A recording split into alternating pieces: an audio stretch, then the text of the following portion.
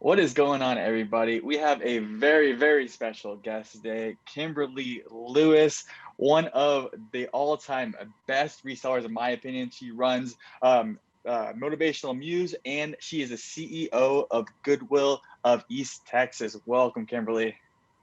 Hi, Ty. It's great to be here. Definitely, definitely. So I'll kind of give the background of you that I've read online about you, and if there's anything you want to add in, be more than helpful. So Kimberly, she is a master life coach, as well as an author, speaker, consultant, and frequent contributor of Forbes magazine for the Forbes Nonprofit Council, along with other highly regarded publications. She also holds a bachelor's and master's degree, along with certified executive through Goodwill Industries. She has also written two historical novels, The Fourth Generation and Take a Seat at the Table, or A Part of the Meal.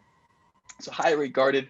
So let's kind of go give everybody a background about you. So how long have you been working with Goodwill, and what is Motivational Muse? Okay, great. Well, I've been a Goodwill CEO for 18 years and Nice. led two Goodwills, one in West Virginia and the one that I run now in East Texas. So a long, long time. About a year ago, uh, at the April of 2019, I launched Motivational Muse. And Motivational Muse is a private consulting firm in which I provide executive coaching as well as consultations to businesses and not for profits. I offer public speaking and do a variety of webinars and trainings for organizations. Definitely. And you also run that a podcast you've been posting a lot on, correct? Yes, yes, I have a motivational muse podcast, and it's just little, maybe about 5 to 7 minutes of motivational stories that I have just written over my lifetime, and just to encourage other people to live their best lives and to do what they can to make their actual life match their dream board life. I like it. You talked about your dream board life. So I just listened to your podcast, Write Your Vision and Make a Plan. What is your vision board? Oh my goodness. My vision board really is a combination of things. This kind of has two different sides. And so my vision board today looks differently than it did, say, 10 years ago. But today, my vision board is a combination of my not for profit work and my community work and making that the best that it can be, along with the lifestyle that I want to live. Because, we're holistic beings. And so it's hard to kind of divide those two things. So I'm really helping individuals to bring their vocation together with their invocation on all levels. So that is how you live, where you live, travel, eating, your hobbies, your artistic endeavors, your writing, your singing, whatever you want to do, and how you want to just be your best self in your environment, in your community. It's a wonderful time. This is a time in which, we've all seen the blessings of being in a virtual reality, if you will. And so you can live anywhere and do anything wherever you are. You just have to find the right path to get you there. I love it. What's the biggest advice you can give somebody, one of our listeners, in terms of helping them like propel their life forward? To propel your life forward, I think you really need to get your mind right. Mhm. Just get a better mindset of exactly what you want to do and where you want to go, and begin to visualize those things. Not visualize, here are all the problems and all the obstacles that I have, but here's where I want to go. So it's that reverse engineering mindset. Think of where you want to be, and then reverse think that thing and reverse back step it to where you are now, so that you have a clearer path. I love it. I love it. So how are you bringing that entrepreneurial spirit to Goodwill? So having motivational muse, it is a startup. I know it's about a year and about a half old. How are you bringing that mentality? Because it is a different mentality than the corporate world. It really is. I am a coach at heart. Mhm. And so, really, for me, just working with my staff and coaching them through and coaching them to their next step and their next levels. And we get together and brainstorm. And then I coach them to, we look at what does that end product look like, and what are the strengths that we bring to the team. So I manage from a level of strengths as opposed to weaknesses. When we get an evaluation, or when we were in school and we got our homework, it didn't matter how many A's we got on that report card, we would go and narrow in right on that lowest grade, whether it was a B or a C or a D or an F. But let's flip that script a little bit, and let's look at what we really do well and capitalize on those things. And so I use that in my work with Goodwill, in my work with my staff, so that we can build ourselves to that level that we want to be, as well as my clients doing motivational news. I love it. I love it. Now, that's the one thing I'm personally working on as well, is like how to be a better coach. Because as a top dog in an organization, it's not. You probably know this better than I do for sure. Being a boss and being a coach are different things for sure. Mm-hmm. Absolutely, absolutely. But because there are times when there's always a transitional period. Mm-hmm. When you're in there and you've got both elbows out and you're working as hard as you can along with your staff, because they may not have the expertise yet. Mm-hmm. So that's when you're coaching, but you also have to know when to remove that hand and just let them soar. So that's really a fine line, and it really entails building a relationship with your staff so that when they are ready to soar, or when they kind of take a little slip back because life happens, and you might need to step in and say, okay, let's kind of gather ourselves back together. You have to have that kind of relationship with them so that you recognize when they're really soaring, or you recognize what their true talents are. Because you may hire them to do one thing, and then you recognize they're really better at this, or they have a strength in this area. And you can pivot them so that they don't burn out, and they bring their best selves and their best ideas to work. Talked about kind of having your elbows out, being in the kind of the trenches, right? When is there a moment when you should know you should be taking yourself out? Because I know a lot of our listeners, especially, we have probably about 50% of them are in that solo entrepreneur stage, and we have about 50% are in that larger entrepreneur stage, if not executives. What time should you be able to take your step back? Is there any sort of hints or like any defining factor? Well, you give your team projects to work on, and you see, who is able to step up and navigate without you having to interfere, without you having to jump in and take the ball. And the quicker because there's no real timeline for it, but the quicker they can do that, the easier it is, and the quicker you can begin to take a step back. Now, if you have individuals who just aren't there and they aren't getting it, the hardest thing to do is to let that person go or change what they're doing entirely if they have a career that is savable. And sometimes they just don't. Sometimes it's just not a good fit. But again, it's about building that relationship and seeing and being honest, with them. Sometimes we see more in people than they see in themselves, and we want more for them than they want for themselves. So you really have to be honest with yourself and be honest with them, and give them some deliverables and say, hey, this is what I see you being capable of, and I know that you can get there, but you got to know that you can get there. And if they don't match those deliverables in that 1 month, 3 month, or 6 month period, then okay, this is where we have to part ways, or we have to change directions. I love it. I love that. It's super helpful, especially for some of our listeners.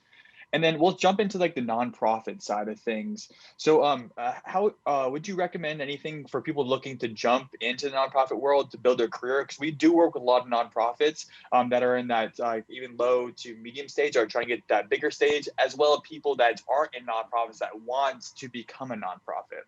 Mm-hmm. Nonprofits are a wonderful way to really match your heart and your head. So you find something that is important to you, that you care about, that you have a passion to do.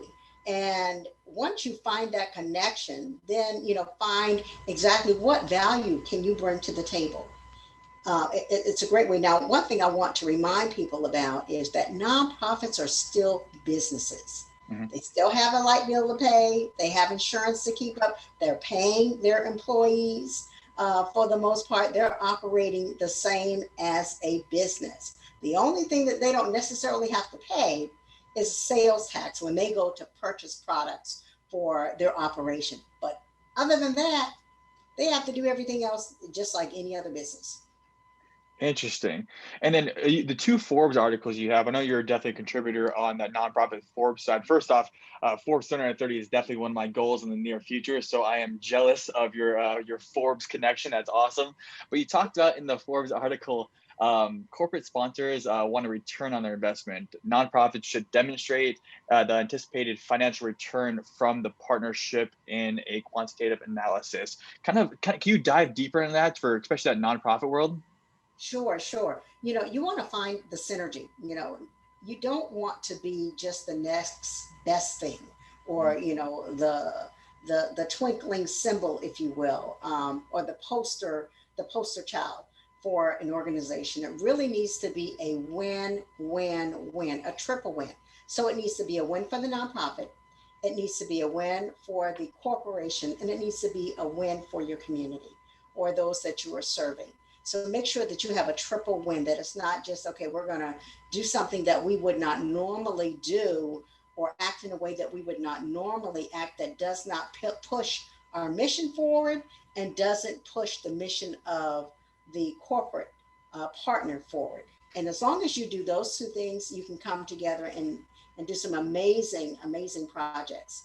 I've had the privilege in my life of really building some of those synergies with corporations, and it's been really interesting. They operate differently, but there are a lot of things that are very similar. And so when you come to the table, and it takes a little bit longer sometimes to build those relationships, but it's all about building those relationships and seeing where your missions can meet.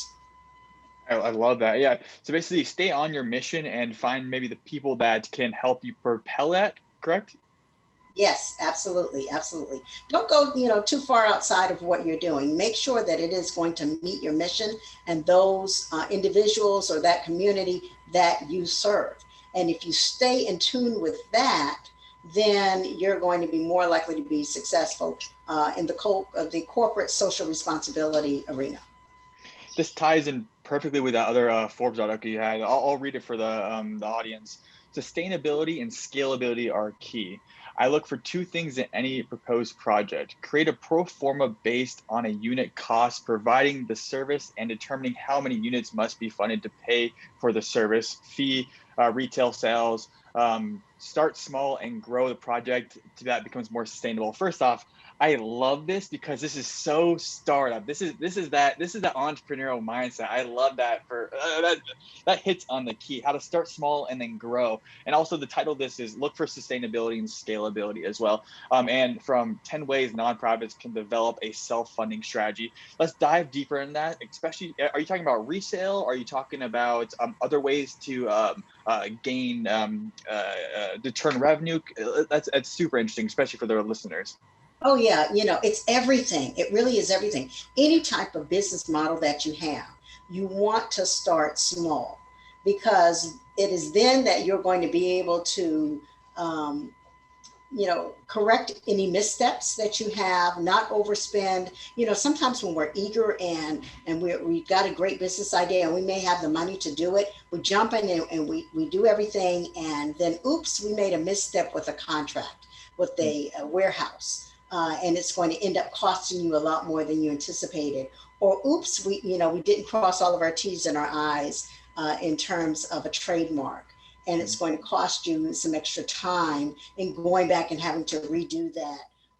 So you want to make sure that you write it all down, do that reverse engineering, think of where you want to be first, and then all of the steps to get you there, and then start small and build on. Now, your business may take off and you may build a lot quicker, as opposed to most businesses. They say it takes 3 years before you're fully profitable. Not these days. Mhm. Really, you can be profitable in 6 months. You can be profitable in a year because there's so many businesses that require less capital to operate. It just depends on what you're doing. Particularly for resellers, in many cases, they're doing it from their homes. They may or may not have a warehouse, they may or may not have a storefront, but in many cases they're doing it on an e-commerce platform of some kind, or they're doing it from their home. So the outlay of initial cash is very small. So they have the opportunity to really scale it down and then build up as time progresses. Now, the sustainability portion of it is really making sure that you have multiple streams of income coming in at all times. You have streams that are going to be, pretty secure. They're business, 2020, we all had an issue with business lines freezing and having product issues, not being able to get product when we needed product, whether it was cleaning supplies or toilet paper or, bedding, just all kinds of things that were going on. But if you had another stream of income, or two or three or four or five or six or seven or eight streams of income, when one slows down, the other picks up. And so that's really what you want to build in, having some type of for-profit arm or entity, some business entity, business to business perhaps, for your nonprofits, and for those that are your resellers, having additional streams of income that are coming into their business at all times.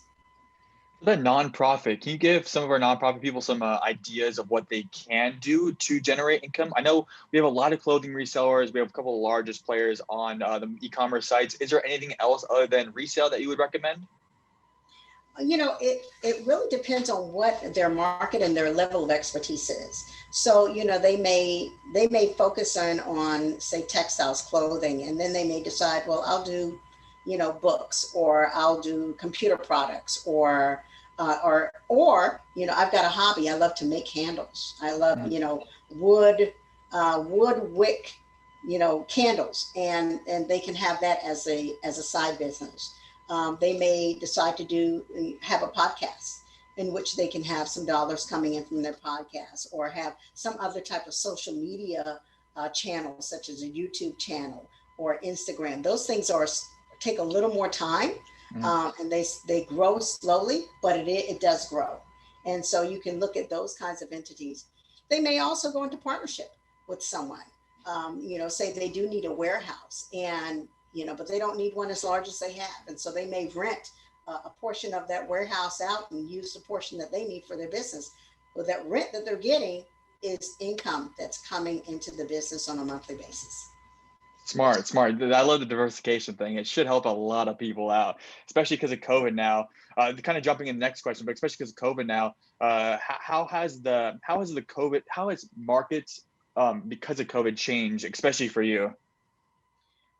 For us, being with Goodwill particularly, it changed in two different ways. One, we had a boom. I think every entity around the country had a boom of donations. Why? Because people were at home. And they were at home, and it gave them an opportunity to clean out that closet that they haven't had an opportunity to do, clean out the attic, their basement, etc. So donations just flooded in, and it was just, absolutely wonderful. The other change, and of course, there are Goodwills in every single state. Some states, because of their state regulations, weren't able to open as quickly as others. So of course, you had a stall in the business. But in case your readers don't know, many of us do operate on an e-commerce platform, and it's called shopgoodwill.com. And so we were still able to operate, for the most part, on our e-commerce platform. And that helped because, again, what did it do? It's diversification. Yep. We depended solely on the in-store sales, so you still had a little bit of income coming in through that platform. And then, what do you think the resale is going to be like? We're definitely going to jump into the e-commerce question in a second. You made a couple of great points. But what do you think the physical resale market is going to happen in the next few years? Like, do you think it's going to get disrupted or continues to get disrupted, or kind of give us that 5-year projection? Oh wow! I need a crystal ball here. It's really hard to see. I think initially we're going to see a big boom because people are eager to get out and shop and be able to touch and feel things. But I think there's still another opportunity for the e-commerce market because individuals who are not comfortable shopping online became comfortable Mhm. with shopping online. So I think, I'm hoping that there's not going to be a huge disruptor. People still want to go inside. People still want to try on stuff. They still want to touch it. They still want to have the experience. And so that's something that's really key for any business. There was a study several years ago about the experience of retail. And it doesn't matter what the retail is. It doesn't matter if you're selling shoes or you're selling cell phones. People want to have some type of experience. They want it to be a good experience. They want to be able to have selection, but they want some kind of experience. And so we've, often have tried to do that in my stores, having events and having contests and making it a friendly, happy, bright environment to give people that kind of experience. And, at the end of the day, customer service is always key. Mhm. Just make sure that you've got great customer service. And let me tell you something. I don't care whether you're running a hotel, a restaurant, or e-commerce or anything. All of that has really suffered a little Mhm. bit with customer service because we're all wearing masks. And so it's hard to see a smile Mhm. underneath a mask. So you have to make sure that your staff really exudes that happiness and that joy to see that customer, whether they're talking to them online in a chat, or whether they're answering a telephone, or whether they're coming into a physical location and they can only see their eyes. Mhm. I like that. I like that. And in terms of the events, are the events more just to get people through the door so you guys can, or is it to create a community buzz? A little bit of both. We started doing some fashion shows to Like that. really get people into the stores and commute and create that community buzz. Mhm. And we did a few of those in the stores. And then in 2019, we actually took it out of the store because it had grown so large. And we had our gala, our first gala, which was Nice. super fun. And so it was just so much fun. But of course, we couldn't do it last year because of COVID.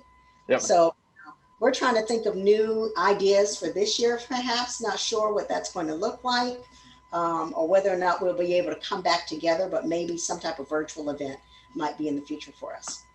No, I love the fashion show because we've seen the trends, especially in like the Gen Z, like the renew recycle mentality is starting to pop. So you kind of hit on top of it, and trends always come back too. So like stuff you have in your stores are coming back. It's a nice little cycle. Smart, Kimberly. I like that. I like that. That's been really cool to see because we had a casting call Yep. for fashion models. We use many of our staff as well as our consumers, our program participants, but we also, had individuals to come in and do a casting call. And a lot of them were young people who really wanted to get into fashion or design or modeling. And they had never shopped at a Goodwill. And it was so much fun to see them go through the store and be absolutely floored by the value and the clothing that they could get. And they were like, this was Goodwill? And I invite people to look at our website. It's goodwilleasttexas.com. Goodwilleasttexas.com. Look at our website and look at our Facebook. We have a fabulous merchandiser, and he handles not only our fashion shows, but he also does our window displays um, and our store displays. And it's just absolutely wonderful. And he has that artistic eye. So it really gives a very fresh and young look to our stores. I tell people all the time, I'm not running your grandma's Goodwill. Nice, nice. I love it, Kimberly. I love it. Yeah, there's so many things we touched on. We'll keep it a little bit. We have 6 minutes left. Let's jump into the e-commerce. So, other than you guys bringing items out to your shop Goodwill, how's e-commerce impacting your business? In let's say the last 5 to 6 years, other than like that shop Goodwill. We've grown it. We have for us, we have just kind of narrowed in on what really sells well for us. We don't do a lot of clothing on our particular site. We kind of keep that in the stores, and so our focus is really on collectibles, on items that you might not find easily in the stores, and sometimes it's kind of strange things. So, those things that it's like, okay. that's odd. Okay, I like it, but really that's kind of where we're focusing in on. But I know that, a lot of people are shopping more and more online with textiles as well as the home decor, collectibles, and even everyday items, So, we're going to be looking at that to see, what are the trends right now and where do we need to move going forward. I love it. And in the next 10 years, we kind of already jumped on this as well. Like, will e-commerce, are you guys going to go more e-commerce, or will still be that 50-50 split for Goodwill? Do you think, at least? I think everyone is going to probably do more e-commerce. Mm. We won't, my intention is not to slow down on my stores by Yep. any means. But I think because we have done such a great job of getting in some really quality donations, we have a lot more to choose from. So we have more product that we can put online. So, expect to see more e-commerce from Goodwill. Awesome. And then kind of on that, like the e-commerce as processing side, a lot of our like that medium size reseller has a hard time processing through inventory. Do you have any tips or any tricks for them to process, especially clothing resellers? I know like that's maybe a reason why like it's so hard to get up online. A lot of them are having that struggle to process through the massive amount of inventory they have. Yeah, I mean, it's just it's just a beast.